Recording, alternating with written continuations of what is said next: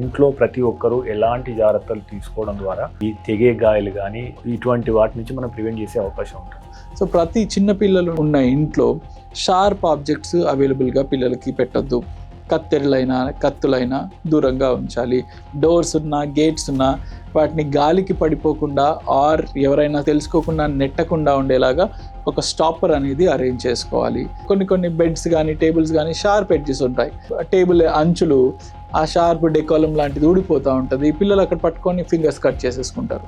వాటిని ప్రాపర్గా సీల్ చేసుకోవడం ఇలాంటివి చేసుకుంటే సరిపోతుంది. హెల్త్ ఇన్సూరెన్స్ యొక్క ఆవశ్యకత ఏంటి? ప్రతి ఒక్కరూ హెల్త్ ఇన్సూరెన్స్ తీసుకోవాలా? దీని మీద అవగాహన పెంచడానికి మీరేం చెప్తారు? డెఫినెట్లీ అండి. As a good medical related channel I think మీకున్న రెస్పాన్సిబిలిటీలో ప్రథమంగా మీరు చేయాల్సింది హెల్త్ ఇన్సూరెన్స్ గురించి అవేర్నెస్ పెంచడం. గవర్నమెంట్ మనకి స్టార్టింగ్లో మేబీ నేను చిన్నగా ఉన్న టైంలో